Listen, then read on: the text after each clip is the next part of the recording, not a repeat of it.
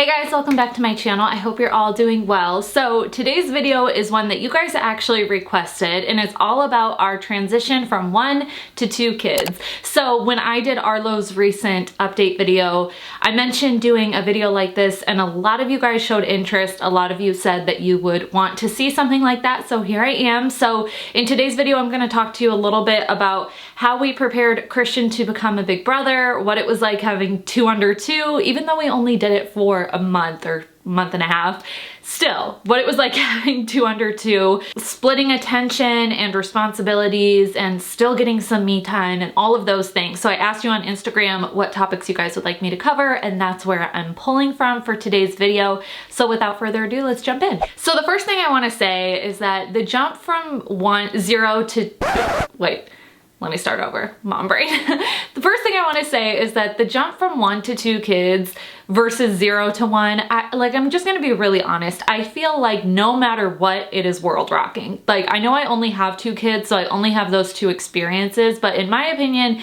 going from 0 to 1 kid, like becoming a parent for the first time and also becoming a parent to multiple kids, is world rocking in itself. So I get asked a lot of times, like, which one was easier, the jump from 0 to 1 or 1 to 2, and honestly, I feel like they were both equally difficult. In one of my Q&As a while back, I said that the jump from 0 to 1 felt harder, and I think early on when we first started having 2 kids, when we first had our second baby, that felt easier, having a second baby versus becoming a parent for the first time.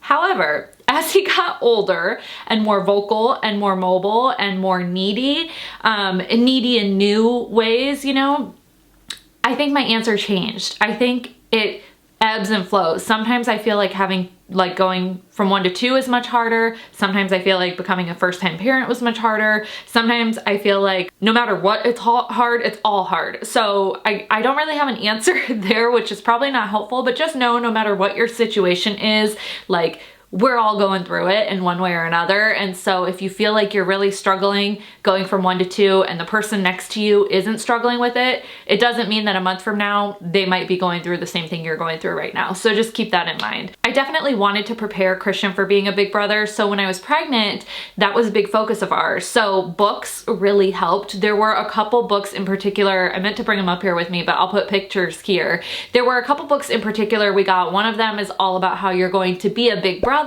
and it's just about bringing the baby home and what that's going to be like and how he can help out, things like that. That book was super helpful for teaching him to like be quiet around the baby. And so when we brought Arlo home from the hospital, Christian actually knew that, like, if the baby cries or if the baby's sleeping, he would go shh, shh, like he knew to be quiet.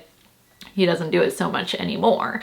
But he knew at the time, and it would also talk about, you know, like changing diapers and stuff like that. So that was super helpful. And then another book we got him is called You're Getting a Little Brother, and there's also a You're Getting a Little Sister version. And so that was all about like what it's gonna be like to have a little brother. And that one I really liked because it focused on, at first it sounded a little negative because it kind of focused on, like, you know, baby brother might want to play with your toys, or baby brother might need this or that, but it also prepared him in a realistic way. I mean, he's 2.5, so I don't know how much he understands like the reality of it, but those little things felt familiar to him when the time came for us to have the baby.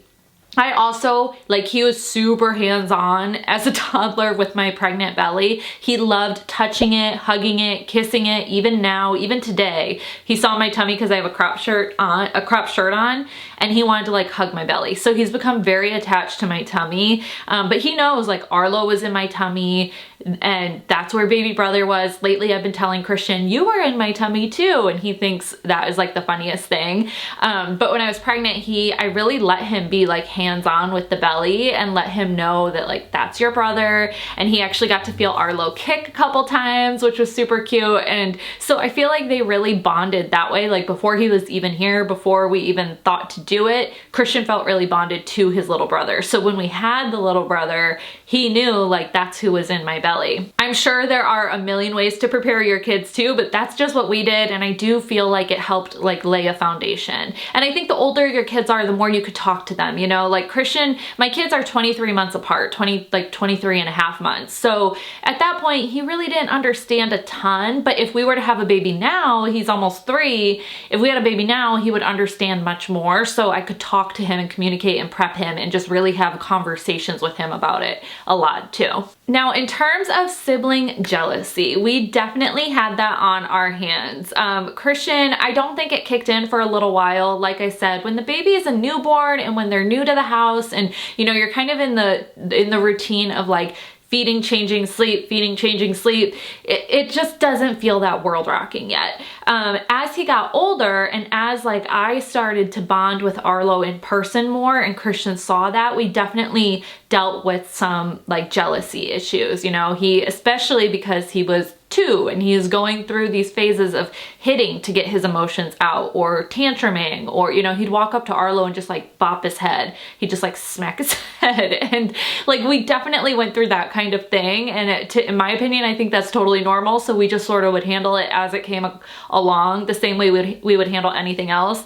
But what I did notice that I didn't expect is that Christian will get jealous and get sensitive to the attention we're giving Arlo in the small moments. So I think like when you're prepping for a second baby, a big thing we do as women is that we're like, okay, you know, I went into it and I was like, we need to divide attention fully. And so if I get, you know, if I'm nursing Arlo and I'm putting him down, then I need X amount of playtime with Christian to make up for it. And that may not always work out. That may not always pan out. And so it was more so like, how can we give him individualized, focused attention day to day in the smaller moments and make sure that like as we're going through the motions of the day, he feels really supported and loved, even if he's not getting the exact same amount of minutes one-on-one that Arlo may get that day. But going back to what I was saying, sorry, I kind of lost track there, or I lost my train of thought, but we noticed, I think I expected him to feel really jealous and like protective of our relationship when he noticed the big moments with Arlo. So if like, I don't know, if I was like nursing him or the first time Arlo tried solids or things like that. And that definitely happens, which I'll talk about in a second, but also just in the small moments. I notice like if I'm tickling Arlo or just cuddling him or looking at him in the eyes, I'll notice out of the corner of my eye that Christian is watching us from across the room. I think he's watching TV and he's actually like watching me and Arlo, and then he'll act out a little bit later. So we've become super mindful just throughout the day in the small moments and in the small interactions, what the attention looks like there. Like I said, you're not going to be able to divvy things up 50-50 completely even if you have 2 kids, but you can become more aware of like what seems to trigger the older sibling or what feels like a touchy subject or a touchy moment to them and kind of just become more in tune with them that way. Along those same lines, a lot of you guys asked like, how do you make sure that the older sibling isn't feeling left out or that, you know, they're not feeling like the 3rd wheel or 4th wheel. And I think it's just that. I think it's just like those little moments. I think we definitely still notice now that sometimes Christian will be like a little bit more sensitive when maybe we're not expecting it. And so being able to pick up on the smaller moments throughout the day and then just making sure we give him really focused time. When I was pregnant, we really envisioned this like, okay, I'm gonna have the baby at home and then daddy will go take Christian out to go do something fun and then we'll switch and then daddy will get his time with the baby and mommy will take Christian out on a mommy-daughter or mommy-son date. And it doesn't need to be that big of a thing. He doesn't need us to take him. First of all, we can't because we've been on lockdown for the last year basically. But so like all of the theme parks and all of the big things we had planned, we haven't been able to do with him. And what we realized is like, he doesn't need us to take him to Legoland to get that one-on-one focused big deal attention. He just wants 10 minutes of us sitting on the playroom floor coloring with him, and that's it. And you know, and so we've really been starting to do more things like that. Like Jordan will play soccer with Christian throughout the house and that's like their bonding time, and I'll lay on the ground and color with Christian at night and that's our bonding time. And it's just like having those moments that feel really special to him and like completely focused. You don't have your phone on you, you don't have the TV on. It's just about them. That's all they want. Like our kids just want that attention in the small focused ways. They don't need anything big. Presents help, yes, but they don't need a big toy to show them that you love them. Just get that time with them and they'll feel that love from you. In terms of regressions, I got a lot of questions about their sleep and what that transition looked like, and it has been messy. I'm not gonna lie. We are not the most by the book family when it comes to sleeping. I mentioned in Arlo's 9-month video that we are just now moving him over to his room. He's been sleeping with us this entire time, and so we have been working on the room transition for almost 2 weeks now. And when I filmed Arlo's video, we were only a couple days into it. It was still kind of rough. I got a lot of people telling me not to do it. Like, we know our kids. I would say do whatever feels comfortable for your family. When it comes, in terms of like bringing a baby home, we were in survival mode for a long time. So there were nights where like I slept on the couch because I couldn't get up to bed because I was just exhausted. Or, you know, we had Arlo in bed with us for a while because we felt like survival mode and Christian was regressing and we had to like pick and choose our battles in that way. So just do whatever works for you. Every family is different. I don't think there's one right way of going about things like that. So for us, he's been sleeping with us and we just moved him into his crib almost 2 weeks ago, and it's actually going really well. I am going to film a video all about on like transitioning him into the room and room sharing and stuff like that once we're through it and we're fully in the clear. We are definitely in a much smoother place now than we were when I filmed his 9-month video. Like, he has slept in here almost every night for the last week, for the whole night. He gets up in the night still a little bit, but it's like every night is easier. It's like anything with parenthood, where the more you do it, the more consistent you are, the more normal it becomes for the kid. And I'm kind of viewing this transition as similar to when we sent our first to daycare for the first time. And the first couple weeks felt icky and felt like it pulled at your heartstrings a little bit, but it ended up being amazing for him. And I think that's how the crib will be for Arlo. He actually really enjoys it. He naps in there now. Now when he wakes up in the morning, he doesn't cry when he wakes up in the crib. He just like, this morning he just like sat up and was just like looking around nice and quiet. Like, he knows that's his bed. He's just still getting used to not having the comfort of me because I basically nursed him all night long before this.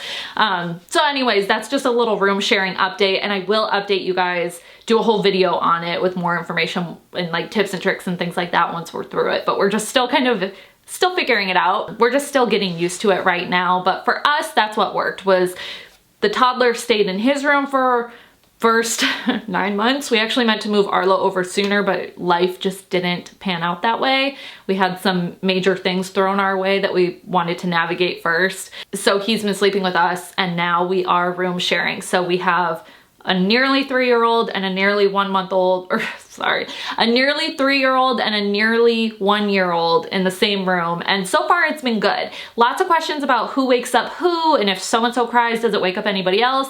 They are definitely becoming more used to each other. When we first brought Arlo into the room with Christian, the toddler, Christian didn't wake up at all, actually. Arlo's crying would not wake Christian up. And what the pediatrician told us is like, toddlers will sleep through more than you expect them to. I cannot tell you how many people on YouTube told me that our baby would wake up our toddler, and shocking, he didn't. Like, I figured he wouldn't, because Christian is used to sleeping at daycare or at the time sleeping at daycare, napping around other kids. So he doesn't wake up with Arlo, even if Arlo cries in the night. What he does wake up with though is us coming in. If we take Arlo out and take him back with us, that wakes Christian up, and then he throws a fit because he saw us come take his baby brother out and he's still in the room, and he's not about that. So we actually learned through the last couple weeks that just the more we tough it out and allow Arlo in the room, if I have to come in and like help him get back to sleep, I'll do that. So I've been up a lot in the night. Me and Jordan, it kind of feels like we're having a newborn again because we're like tag teaming the nights again. But that is much better than us like doing half in this room and half the night in our room or something like that. Because Christian just, once he saw that Arlo started to be in the room with him, he just wants him in the room with him all night, which is good with me. There have actually been a couple times that Christian has gotten chatty in the night and it's woken Arlo up. So that's just our family dynamic, because our toddler is very chatty. He loves to talk. And so there have been a couple times where Arlo is like down asleep and then Christian will be like, "Mommy!" and it wakes Arlo up. So stuff like that. But definitely not like the way, you know, people told me that the baby would be up crying all night long and it would keep the toddler up all night long, and it has not been like that at all. So like I said, again, just try out for your family, see what works for you guys. If you're interested in sharing a room, I think you totally can do it. Don't let people tell you you can't. It's just about your kid, their reaction to things, and figuring out the dynamic that works best for you guys. In terms of bedtime with both kids, I also got asked about bath time and bedtime with both kids. So we always do bath time together. Before Arlo was big enough to put him in the tub with Christian, he would be in like his little baby tub outside, but like still in the bathroom with him. And now they're in the tub together, which is like the funnest thing for me as a mom. It's so cute. Christian actually really likes to help bathe Arlo. So he'll take the washcloth and like bathe his back and like wash his hair and stuff. He really likes to think he's helping, which I'll talk more about that in a second, but they do bath time together. And then we've always done bedtime at the same time too. But you know, when Arlo was staying with us, it's like I'd put him down in our room and we would put Christian down in his room. And now we do bedtime, putting them both down in the same room at the same time. And it's always worked out well for us. They just seem to have always been on the same kind of schedule in bedtime generally. I don't know how that happened, so unfortunately I can't give tips there. But that brings me to the point of Christian helping. So I also often get asked about their age gap. If I like it, if we would do it again, if I wish they had more time apart. And it's such a tricky question for me because my kids are perfect and I love them. And I look at them and I'm like, oh, I wouldn't change a thing about you. But that being said, the 23-month gap has been hard on us. And I don't know if it's been hard on us because of COVID and because of 2020, or if it's been hard on us because of their age. I think it's both, and we do not have any kind of childcare. We don't have any kind of family nearby. So it's just me and my husband watching them and working from home, both of us, all day long. And so it's been a tough year. It's been a tough, like most of our family members have not met the baby yet, and he's 9.5 months old. So I honestly feel like I feel like it's been really hard.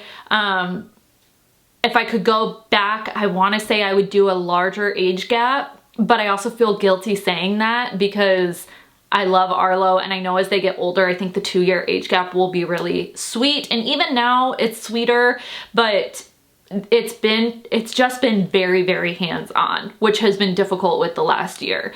I think if we had some childcare, if Christian was in daycare, it might not have felt that much, you know, felt so tense, but because we don't have any kind of childcare for them, it's just been hard. Like, it's hard having little kids that age, and it would be hard no matter what. Like, I can't say if a 3-year age gap is any easier, but I can say that, like I said before, looking at Christian now, he understands so much more than he understood when he was 23 months old, when he turned 2. Like, he's just he's like a big kid now, you know? He's a few months away from turning 3, and he understands so much, and he can communicate his feelings with us, and we can talk through things. We know when he needs to burn energy. Like, he can interact with Arlo more, and he wants to help more. You know, he likes to like carry Arlo's diapers to the trash, and he likes to help us take the trash out and help with clean around the house. And I think that would be easier to lean on if we were to bring a newborn home right now versus when he was 2, you know, he wanted to help, but he really couldn't do a lot. So I don't really know. I will say we've been feeling like we're going crazy the last year, and I'm only saying that to just be honest. Like, and I don't want to scare anybody because it's not intended to be scary. Like I said, I love my kids, and we somehow, some way, I'm still sitting here finding an hour to make this video, and I've got makeup on, and I've done a bunch of stuff today that I need to do. Like, moms have this superpower of just making it work, but I don't want to mislead people to think it's been like a really easy peasy year for us, because I think that sets like unrealistic expectations, and I don't want people to look at our life and think it was like a smooth road for us this last year, because it has not been. But that being said, I do think that like the climate of the world contributes to that a lot. I think if we had some sort of daycare, childcare, things like that, I think it would just be a game-changing, like a whole different scenario. So I really don't feel like I can give like an honest answer either way there, which I'm sorry, I know that's not very helpful. But just trying to be honest and talk through my thoughts with you guys. So going back to the age gap, I should have mentioned this. I think for our next, because we are planning on having at least one more child. We're pretty sure we'll be done at 3, but we are planning on having one more child, and we are planning on going for a larger age gap. I think after this last year and after doing the 2 under 2 thing a little bit, we're planning not too much of a larger age gap, but I'm thinking like 2.5 to 3 years is probably what we're going to go for next time instead of 2 years again. Even though I know the 2 years will be so much fun as they grow up, I think, you know, we could use a little bit more time. We could use a little bit more time, that's all. In terms of juggling working from home and like all of those things I just mentioned and time management, it's really just about us like being a team. I think this last year, having 2 kids under 2 in a pandemic, and then being home all the time with each other, it's tested our parenting, it's tested our marriage, it's tested like our patience for sure, our emotional strength, mental health, all of it. And I think like my husband and I leaning on each other has been what has helped so much. So every single night, every single day, we look at our calendars and we're like, okay, what meetings do we have today? What deadlines do I have to hit? What is a priority today? What could we do tomorrow? What, you know, do whatever it might be, dishes, homework, whatever is in your life, like just tag team it and make sure you make a list, like make sure you look to the day ahead, the next day, the week ahead to understand what all is on your plate. It's all just about us like prioritizing with one another. And I notice like we have the hardest time when we are not being efficient with time management. So once we have our time management under control, it makes everything else a little bit easier. And I think that the easiest way for us, at least, to handle our time is to use Google Calendars, to make to-do lists, to talk things out with each other and game plan and strategize every night and every morning. That way we're really like, you know, staying on task throughout the day. And along the same lines, I got a lot of questions about me time. So like I mentioned, it's like I've got makeup on, I work out every day. You know, I try and take the things for myself that will prioritize the time for myself the same way I would prioritize it for anybody else. And I talked a little bit about that in my postpartum depression video, which I'll link up here if you haven't seen that. But basically, treat your mental health and your me time the same way you would treat your kids' naps, the same way you would treat grocery shopping, the same way you would treat going to the bathroom or getting in the shower, all these things that like you have to do every day. Personally, I feel like I have to take care of my mental health and my physical health to be in good enough shape mentally to take care of those around me. So for me, working out every day is how I clear my head. It's how I physically let go of any anxiety I'm holding on to. It just like does the world of difference for me. And so it is a priority to me the same way anything else is. If I wake up and I have 30 minutes to get a workout in before my husband's meeting starts or before I have to start filming things, that will set the tone for my entire day. And so, like I said, I treat it as in like, I know the kids are gonna nap in the afternoon. I know I'm gonna work out in the morning. I know my husband's gonna have meetings. I know I'm gonna have, you know, it's just working into the schedule and making it a commitment and a priority the same way anything else would be. So I do the same thing with showers and with doing my makeup or whatever it is. Like I ask for help. My husband will watch both kids so I can have 5 minutes of focus time to do my makeup, because if I have 5 or 10 minutes of focus time to do my makeup,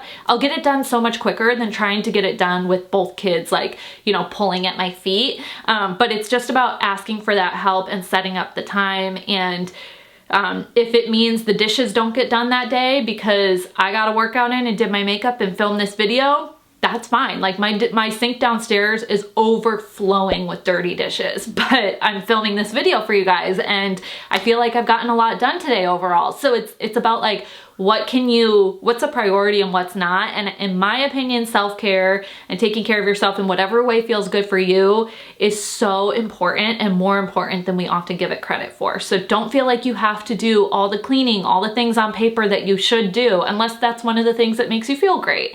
But if you are pushing aside things that make you feel great to make sure you're getting all the things that don't make you feel great done, then I think there's an imbalance of priorities there. That's just my opinion though. Basically what I'm trying to say is you do you take care of yourself, because if you don't take care of yourself, other people around you may not do it. I also got asked about the postpartum recovery with the toddler. Several people asked that and like, what was that like? And to be honest, I had a much easier postpartum recovery the second time around, but I think again, it just goes back to taking that time. Like I made sure that every single day I wanted to shower and make sure I was like keeping up with my hygiene and stuff, because postpartum, that's like what's most important. Same with my mental health. And so just working in that time and making sure that like if I needed to take 10 minutes away from the kids to go take a shower, that I was doing that every single day. I think that was one of the bonuses of being in quarantine for so long, is that my husband has been home all year long. So he's been able to be really hands-on and really like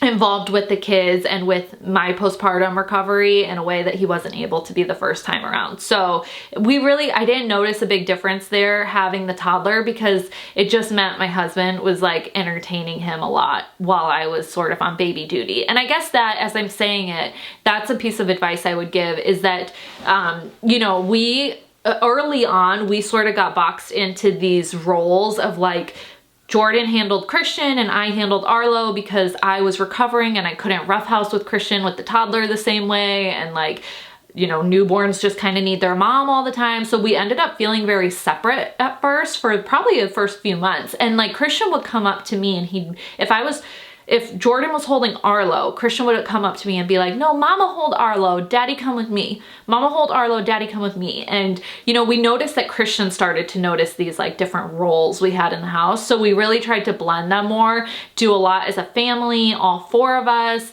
have more time with me and the toddler and daddy and the baby, and switch things up. And really the time together as a complete family unit is what seemed to switch gears in Christian's mind, seemed to make him understand that like we're all in this together. And also just the focus time, me and him. So he knows like he's still my baby. I would even tell him, I'll look at Christian and be like, you're my baby. Like you're always gonna be my little baby. And so he knows that even though I'm referring to his baby brother as a baby, he's my baby too. And that helps him, you know, I think in that way too. Even if it's just us like watching a show together or something like that, he appreciates it. Again, he appreciates that focus time so much, even if it's something small like that. And then the last thing I'll cover that you guys asked about is just mom guilt and how to handle that with two kids. And I would say mom guilt is something that unfortunately comes with the territory of motherhood. It is like a double-edged sword. But to me, mom guilt is a sign that you love your kids. So, you know, you're just doing the best you can. You truly care about their well-being. And I think when you have more than one kid, to me, it just sort of like doubled. It's like there's double the reasons to feel guilty, you know? But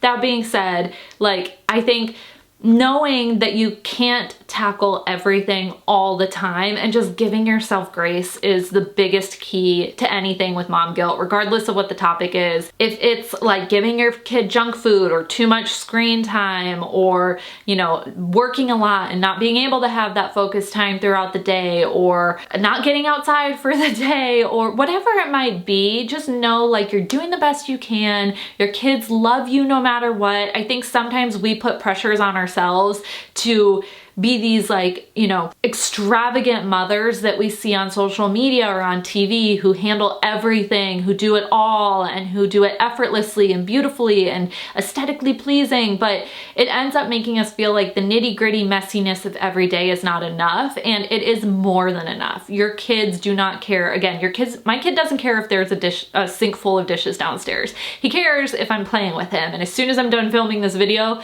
I'm gonna go do just that, and that's all that matters. So if you're feeling guilty for anything, just like try and let it go. I know it's so much easier said than done, but just focus on what you can control, focus on what you can do throughout the day. Again, going back to like that to-do list, tag teaming it, being a team with your partner or with whoever is in your life who's supporting you.